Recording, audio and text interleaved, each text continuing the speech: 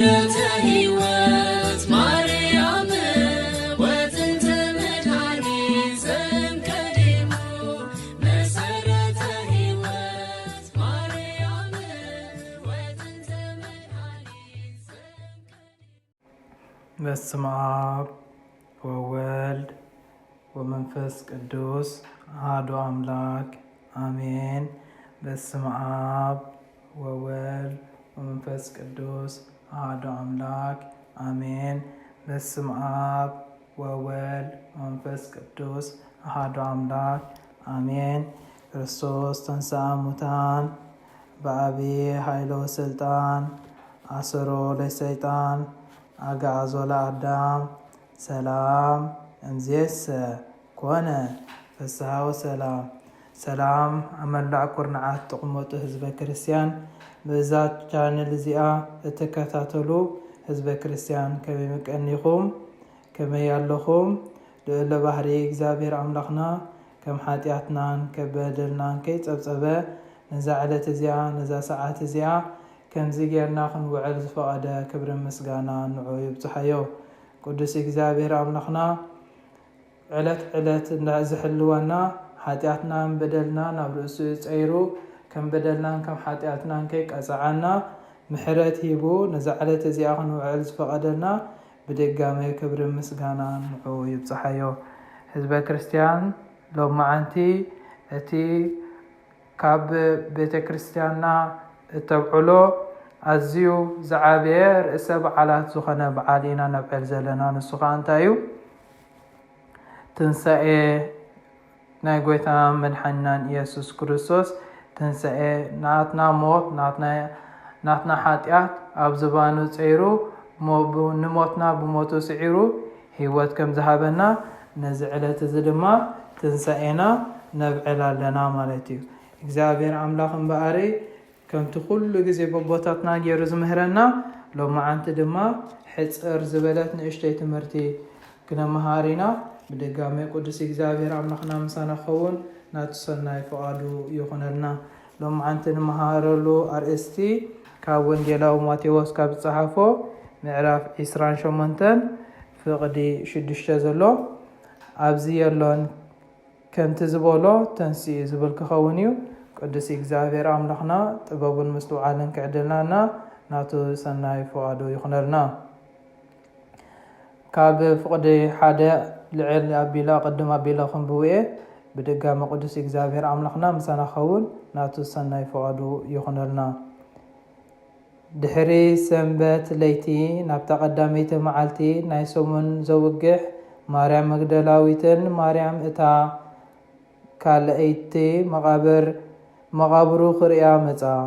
እንሆ መልአኽ እግዚአብሔር ካብ ሰማይ ወረደ እሞ ዓብይ ምንቅጥቃጥ ምድሪ ኮነ። ቀርብ ኢሉ ከዓ ነቲ እምኒ ኣንከራርዩ ኣብ ልዕሊኡ ተቐመጠ። ትርኢቱ ከም መብረቕ ዘንፀባርቕ ክዳኑ ድማ ከም በረድ ፃዕዳ ነበረ። እቶም ሓለውቲ መቃብር ድማ ፈሪሆም ኣንቀጥቀጡ ከም ዝሞቱ ድማ ኮኑ። እቲ መልአኽ ድማ መሊሱ ነተን ኣንስቲ ንስኻትክን ነቲ ዝተሰቕለ ኢየሱስ ትደልያ ከም ዘለኽን እፈልጥ እየ እሞ ኣይትፍርሃ ኣብዚ የለን ከምቲ ዝበሎ ተንስኡ እዩ። ንዕና ነታ ጎይታ ተነቢርላ ዝነበረ ስፍራ ረኣያ ቀልጢፍ ክንከይድክን ከዓ ካብ ምዉታት ከም ዝተንስአ ንደቂ መዛሙርቱ ንገርኦም። እንሆ ንሱ ኣብ ገሊላ ክቅድመኩም እዩ፣ ኣብኡ ድማ ክትርእይዎ ኢኹም። እንሆ ነጊረክን ኣለኹ በለን ይብለና። እምበኣርከስ ቅዱስ እግዚአብሔር ኣምላኽና ከምቲ ቅድም ኣቢልና ሃዋርያቱ ዝበሎ ክመውት ከምኡ ድማኒ ሞይቱ ድማ ክመውት ክሳቀ ክቅጥቀጥ ብፈሪሳውያን ክቅጥቀጥን ድሕሪ ድማ ክመውት ድሕሪ ሞቱ ድማ ድሕሪ 3 መዓልቲ ክትስእ ምዃኑ ከም ዝነገሮም እግዚአብሔር ኣምላኽና በዚ ዕለት እዚ ከምቲ ብነቢያት ዝተነገረና እንታይ ዝብል ሽዑ እግዚአብሔር ከምቲ ካብ ዱቃሱ ዝተንስእ ሰብ ተንስአ ከምቲ ነቢ ሰቲ ዝጭድር ጅግና ኮይኑ ተንስአ ከም ዝብለና ዘማረይ ልባ ኣምላኽ ዳዊት ኣብ 78-65 ዘሎ እግዚአብሔር ኣምላኽና ከምቲ ነቢይ ሰቲ ዝጭድር ጀግና ኮይኑ እንታይ ኮይኑ ኢልና ተንሰአ። ስለዚ እግዚአብሔር አምላኽና ነቲ ዝነበረና ባርነት ነቲ ዝነበረና ዕዳ ንኽድምስስ ንስለይን ንስለኸትኩምን ኣብ መስቀል ተሰቂሉ እንታይ ኮይኑ ሞይቱ ህይወት ሂቡና እዩ ማለት እዩ። ከምቲ ኣቐድሞ ኣቢሉ ካብ ኣቦና ኣዳም ጀሚሩ ክሳብ ኣብቲ ክርስቶስ ዝስቀለሉ ግዜ ኩላቶም ኣብ ምንታይ እዮም ዝነበሩ? ኣብ ገሃነም እዮም ዝነበሩ። እግዚአብሔር ኣምላኽ ግና ነዚ ነገር እዚ ኣቐዲሙ ከምቲ ነቦና ኣዳም ቃል ዝኣተወሉ ካብ ጓልጓልካ ተወሊደ ከድሕነካ ከም ዝበሎ እግዚአብሔር ኣምላኽ ድማ በዚ ዕለት እዚ ካብ ኣዴና ቅድስት ድንግል ማርያም ተወሊዱ ካብ ስጋ ስጋ ካብ ነፍሳ ነፍሲ ወሲዱ መቀራ መስቀል ተቐቢሉ ነቲ ንሕና ክንፀሮ ዝግባአልና ሕማማት ኣብ ርእሱ ፀይሩ ነቲ ንሕና ክንግርፎ ዝግባአልና ግርፋት ኣብ ዝባኑ ተገሪፉ ነቲ ንሕና ክንነዓቆ ዝግባአና ብኣይሁድ ቱፍ ተባሂሉሉ እግዚአብሔር አምላኽ መወዳእትኡ ኣብ ርእሱ ኣክሊል እሾኽ ገይሮም ሰቂሎም ኣዋሪዶም ድሕሪኡ ድማኒ ስጋብ መቃብር ከም ዝወረደ እግዚአብሔር አምላኽ በሳልስቲ መዓልቲ ከምቲ ኣቀዲሙ ዝበሎ ክስቀል ምዃኑ ከምቲ ትእምርቲ ዮናስ ብሰለስተ መዓልትን ሰለስተ ለይትን ኣብ ከብዲ ዓሳ ከም ዝገበሮ እግዚአብሔር አምላኽ ድማ ብሰለስተ መዓልትን ሰለስተ ለይትን ኣብ መቃብር ከምቲ ካብ ኣዴና ቅድስት ቅዱሳት ንጽሕቲ ንጹሃን ድንግል ማርያም ብድንግልና ዝተወለደ ከምኡ ድማ መቃብር ክፈቱለይ ከይበለ መግነዝ ፍትሑለይ ከይበለ እንታይ ኮይኑ ተንስኡ እግዚአብሔር አምላኽና ብትንሳኤ ህይወት ከም ዝሃበና ኣነ ንስኻትኩምን ድማ ነዚ ዕለት እዚ ተሳተፍቲ ክንከውን በቂዕና ኢና እሞ እግዚአብሔር አምላኽ ክብሪ ምስጋና ንዑ ይብፅሓዮም። ቀዳማይ ቆሮንጦስ 15:20 ከም ዝብለና ሕጂ ግና ክርስቶስ በኽሪ እቶም ዝደቀሱ ኮይኑ ካብ ምውታት ተንስአ ይብለና። ስለዚ እግዚአብሔር አምላኽና በኽሪ ማለት መጀመርታ ክኸውን ከሎ መጀመርታ ናይቶም ዝሞቱ ኮይኑ እንታይ ኮይኑ ተንስአ ይብለና። ስለዚ እግዚአብሔር አምላኽና ነቲ ንሕና ክንሞቶ ዝግባአና ሞት ብሞቱ እንታይ ገይሩና እዩ ህይወት ሂቡና እዩ። ስለዚ ኣነ ንስኻትኩምን ከኣኒ እንታይ ክንገብር ይግባአና? ነዚ ዕለት እዚ ነዚ ሰዓት እዚ ብሓጎስን ብደስታን ክነብዕሎ ይግባአና። እታ እግዚአብሔር ዝገበራ መዓልቲ እዚኣ እሞ ብኣባህ ይበለና ንተሓጎስን ከም ዝበለና ልቢ ኣምላኽ ዳዊት ኣነ ንስኻትኩምን ነዛ መዓልቲ እዚኣ ክነኽብራን ነዛ መዓልቲ እዚኣ ተሓጊስና ብደስታ ክነብዕላን ይግባአና ማለት እዩ። እምበኣርከስ ኣነ ንስኻትኩምን ነዚ ብደስታ ክነብዕሎም ከለና ግና ብዙሓት ሰባት ናብ ዝተፈላለየ ጭደራን ናብ ጓይላን ዝዕድሙና ኣዝዮም ብዙሓት እዮም። እቲ ምንታይ ኣነ ንስኻትኩምን ነዚ ዝነበረና ሓጢኣት እግዚአብሔር አምላኽ ኣብ ነፍሱ ፀይሩ ህይወት ነቲ ሓጢኣትና ነቲ በደልና ደምሲሱ ህይወት ከም ዝሃበና ኣነ ንስኻትኩምን ከኣኒ ተመሊስና ናብ ሓጢኣት ክንኣቱ ኣይግባአናን ተመሊስና ናብ ሓጢኣት ክንኣቱ ኣይግባአናን እዩ። ከምቲ ነቢይ ኢሳያስ ኣብ 53 ዝበለና ኩላትና ከም ኣባጊዕ ተባረርና ነፍስ ወከፍና ነናብ መገዱ ዘበለ እግዚአብሔር ከዓበሳ ኩላትና ኣብ ዋውድቆ ይብለና። ስለዚ እግዚአብሔር አምላኽ ነቲ ዝነበረና ኣበሳና ነቲ ዝነበረ በደልና ኣብ ነፍሱ ወዲቑ ህይወት ሂቡና እዩ። ስለዚ ብጓይላን ብዕንደራን ብጭደራን ክነብዕሎ ኣይግባአናን እዩ። እቲ ምንታይ እዚ በዓል እዚ ናይ ሓጎስ ናይ ደስታ ብምዃኑ ኣነ ንስኻትኩምን ክንሕጎሰሉ ዝግባአና ምክንያት ብኸመይ መንገዲ ምዃኑ ብሃዋርያቱ ገይሩ ቅዱስ እግዚአብሔር አምላኽና ነጊሩና ነይሩ እዩ።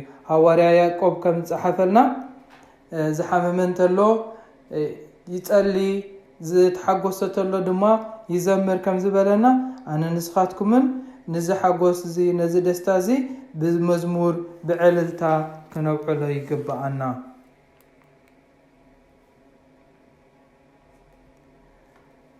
ኣቀድማ ቢሉ ጎይታ መድሓኒትና ኢየሱስ ክርስቶስ ንሃዋርያቱ ሒዙ ናብ ጌተ ሰማኒ ኣብ ዝኸደሉ ግዜ ኣብ ማቴዎስ 26 ከም እንሪኦ ማለት እዩ ካብ 36 ስጋባ 46 ከም ዝተጻሕፈልና እንታይ ኢልዎም ነይሩ? ንሱ ክጽሊ ናብቲ ክጽልይ ኣብ ዝኸደሉ ግዜ ንዕኦም ከ እንታይ ኢልዎም ነይሩ? ኣብ ፈተና ከይትወድቁስ ንቑሑን ጸልዩን ኢልዎም ነይሩ። ንሳቶም ግና ደቂሶም ኣብ ጸንሑሉ ግዜ ኣብ ፈተና ከይትወድቁ እንታይ ግበሩ ኢልዎም? ንቑሑን ጸልዩን ኢልዎም ነይሩ። ስለዚ ኣነ ንስኻትኩምን ከ ኣሕዋተይ ኣብ ፈተና ከይንወድቕ ክንነቅሕን ክንጸልይን ይግባአና እዩ። እዚ ንክንገብር ናይ እግዚአብሔር ኣምላኽ ሰናይ ፈቃዱ ይኹነና። እግዚአብሔር ኣምላኽና ነቲ ዝነበረና ሓጢአት ነቲ ዝነበረና በደል እንታይ ገይርዎ እዩ? ኣብ ዝባኑ ፀይሩ ህይወት ሂቡና እዩ። ግና ንሕና ገና ሓጥኣን እንከለና ክርስቶስ ኣብ ክንዳና ሞይቱ እዩ እሞ ኣምላኽ እታ ፍቕሩ ንኣና በዚ የርእሎ ከም ዝበለና ሐዋርያ ቅዱስ ጳውሎስ ኣብ ሮሜ 5:8 ኣነ ንስኻትኩምን ከዓኒ እግዚአብሔር ኣምላኽ ነታ ዘላቶ ፍቕሪ ብምንታይ የርእየና? መከራ ተቐቢሉ መግረፍቲ ተቐቢሉ ተገሪፉ ዝባኑ ተገሪፉ ንዓና እንታይ ሂቡና? ህይወት ሂቡና። ስለዚ ኣነ ንስኻትኩምን ከ ኣሕዋተይ ሓድሕድና ክነፋቐር ይግባአና። ንሕድሕድና ክንተሓላሎ ይግባአና። ንሕድሕድና ሰላም ክንገብር ይግባአና ኣሕዋተይ። እምበር ኣብ ጓይላ እንዳኸድና ክንበኣስን ኣብ ጓይላ እንዳኸድና ክንሰክርን ክንዓብድን ኣይግባአናን እዩ። ስለዚ ነዚ በዓል እዚ ነዚ ዕለት እዚ ብመዝሙር ብዕልልታ ዳ ክነውዕሎ ይግባአና እምበር ብሓጢአት ኣብ ጓይላን ኣብ ስኽራን ኣብ ዕንደራን ክነውዕሎ ይግባአና ንህዝበ ክርስቲያን። ትንቢተ ኢሳያስ ኣብ 40:22 ከም ዝተጻሕፈና ንገበንካ ከም ደበና ንሓጢአትካ እውን ከም ግመ ኣጥፍየ እየ ኣነ እየ ዝብጀወካ እሞ ናባይ ተመለስ ይብለና። ስለዚ ናብ እግዚአብሔር ኣምላኽና ናብቲ ናይ ጥንቲ እምነትና ናብኡ ክንምለስ ይግባአና እዩ። እዛ እምነት እዚኣ ኣባና ምስ በፅሐት ሰንከልከል ክትበላ ይግባአና እዩ ኣሕዋተይ። ስለዚ ኣነ ንስኻትኩምን ናብቲ በቲ እግዚአብሔር ኣምላኽ ዝእዝዘና ትእዛዛት ብኡ እንዳተኣዘዝና ዳ ክንከይድ ይግባአና እምበር ብስኽራን ብዕብዳን ብጭፈራን ክነውዕሎ ኣይግባአናን እዩ ማለት እዩ። ሓራይ እምበኣርከስ ናይ መወዳእታ ጥቕሲ ኣንቢብና ክንውዲ ኢና ማለት እዩ።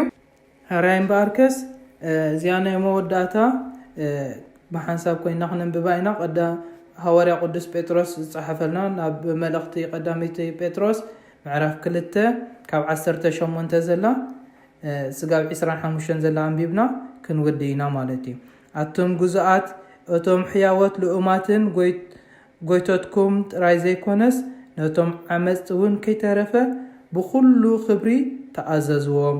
ሓደ እኳ ተዓሚፁ ከሎ ምእንቲ ኣምላኽ ኢሉ እንተተዓገሰ ብኣምላኽ ቅቡል እዩ። በደል እናገበርኩም መውቃዕቲ እንተተዓገስኩም ከ እንታይ ሓበን ኣለዎ? ሰናይ እናገበርኩም መከራ እንተተዓገስኩም ግና እዚ ኣብ ቅድሚ ኣምላኽ ቅቡል እዩ። ንስኻትኩም እውን ነዚ ኢኹም ዝተፀዋዕኩም።